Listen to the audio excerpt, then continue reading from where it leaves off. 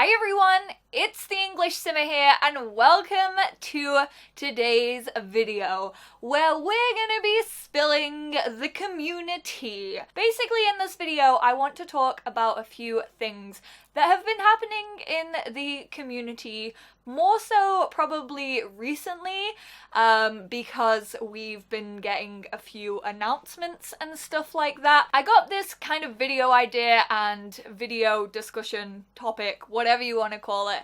I got it from Sim Guru Kate because recently, I think about a week and a half ago now, Kate actually did a really long thread about how passionate the Sims community is and how sometimes that passion can come across quite negatively, not only to the gurus themselves, but also to other members of the community. We are one of EA's biggest player bases, and whilst that's an amazing thing, and whilst the Sims community I feel is one of the most inclusive, one of the most passionate, and one of the most diverse communities in the world, there are some downsides to us. We can't sugarcoat it.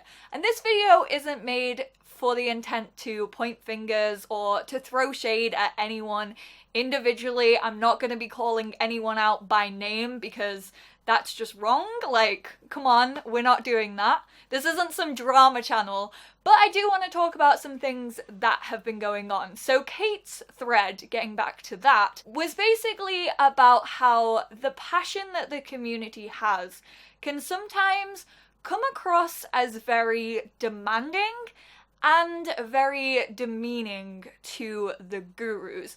As soon as the gurus kind of announce anything, you have the initial hype, and then obviously this is going to be the case with anything, especially when EA are the publishers, and people hate on EA all the time. EA is this big nasty company that nobody really likes, and Maxis is this little studio who we all adore and we realize are actually like working people.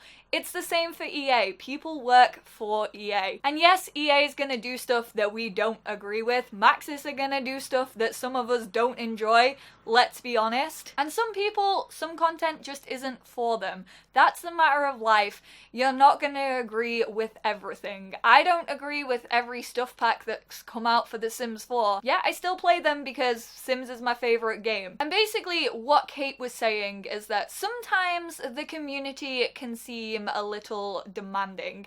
If something is announced that someone doesn't like, they'll hop right onto a guru. As I'm recording this, yesterday it was announced that the Python program that was used to allow scripts in The Sims 4, that's being updated, and that's for the future of The Sims 4 to make sure that the game still runs. Obviously these things happen with technology, things need to be updated, and this is just so they can keep working on The Sims 4. But people were messaging and like tweeting Grant all these horrible, disgusting things like, you don't care about your modders, like, you wouldn't be doing this if this was the case, like, why are you just making all our mods break? And I can completely see where Kate is coming from. Sometimes it just feels like people are being negative for the sake of being negative. With this new patch update that was announced, we got terrain tools and we also got a free new career. Both of those things are coming for free. It's not paid content. You don't have to pay for it. And people, I thought it would go down a treat because I was like, great, there's stuff for players here. There's also stuff for builders. Two of these things were really, really wanted by the community, and the Sims team are just like, here you go. Here's a nice package, free for you for the month of November. But nope. People still found a way to make that a negative, which is fine. I'm saying you can have an opinion. I'm saying you can not like some things that come out for The Sims 4. Everyone has a personal preference, which is absolutely okay. But at some point, you have to realize that these gurus that you are talking to on Twitter, who are telling us things before they come out, who are giving us advanced knowledge about these things so that we can know what to expect, those exact gurus are human too. Everybody reaches a breaking point. Everybody reaches that point on social media where they see enough negativity where they're gonna think, what the hell is the point? Why am I wasting my time telling people these things if all I'm gonna get is a flood of negative tweets right back at me? Why am I doing this? And I'm not saying Grant's gonna stop tweeting or interacting with the community, but it could happen. And it could make that transparency slowly start to disappear. Take, for example, just a few weeks ago, Telltale Games, a very popular developer, they made games such as The Walking Dead, Game of Thrones, Minecraft Story Mode, The Wolf Among Us, a studio that is very close to my heart, whose most games I have played and thoroughly enjoy, who are one of the main studios that focus on choice-based games, one of my favorite types of games to play. They were shut down completely. But it came out that they had to shut down because the high-ups were working the developers so hard that it just fell through. There was such a demand from the people for that studio to keep pumping out games and doing everything that they needed to do to keep their popularity. The heads kind of forgot that these were humans working for them, and everyone got burnt out, they couldn't deal with it, and the studio had to close down. That is heartbreaking. It's so sad that that had to happen just because the head honchos over at Telltale felt as if they had to push these people so close to their breaking points.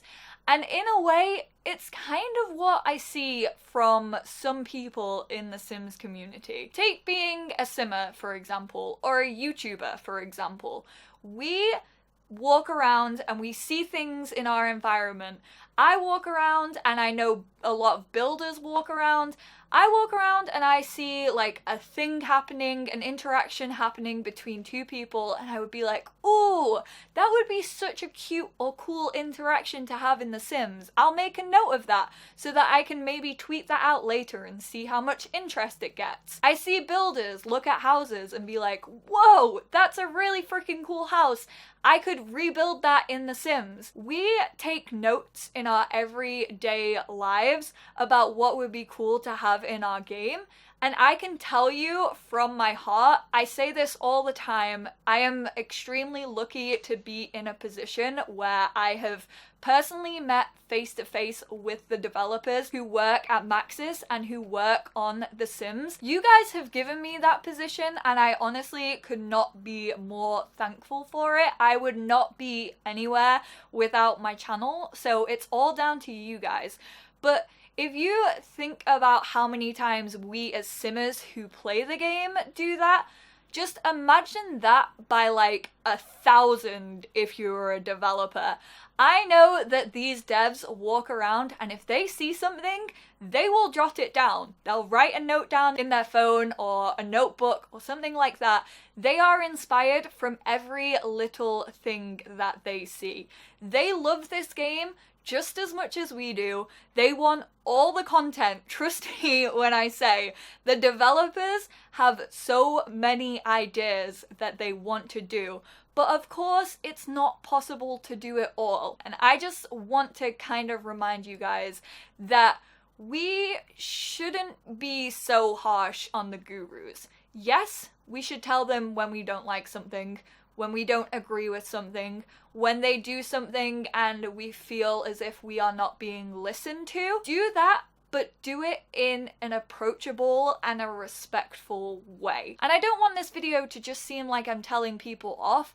Who am I to say all of these things? I know, but it's really just like my thoughts and opinions on this topic because clearly it's hitting the team. If the community manager is tweeting out about these things, then clearly it's very, very easy and noticeable for the team to see all of this negativity. And sometimes I just feel like we need to be reminded that they are humans at the end of the day. I keep getting interrupted by so many planes right now, so I'm gonna pretty much wrap up this video here. I know it was very raw. It was kind of just to whip out my camera, flip out my screen, and start recording. So I didn't really set anything up for this video. I didn't really have anything written down as a script or anything. I just decided to say what I was feeling. So thank you guys so much for tuning in. If you made it to the end of this video, thank you so much. I appreciate your support. And let's get a conversation going down in the comments. With this being about passion of the Sims community, I want to hear what you guys want in The Sims 4. Shout it out loud and clearly, but in a respectable manner, okay? I'm watching you. Yeah, you, right there. I'm watching you. But let me know what you guys would like to see in the future of The Sims 4. We know we are getting terrain tools, hopefully next month at some point, and also the new style influencer career, which I actually made a quick little condensed video on the other day, which I will leave a link to down below, or it'll be hovering around the screen somewhere. So thank you guys so much for tuning in. Give this video a big thumbs up if you agree with me. Give it a dislike if you don't. That's alright. I can take that. But thank you all for tuning in, and I will speak to you all in my next video. Bye, guys!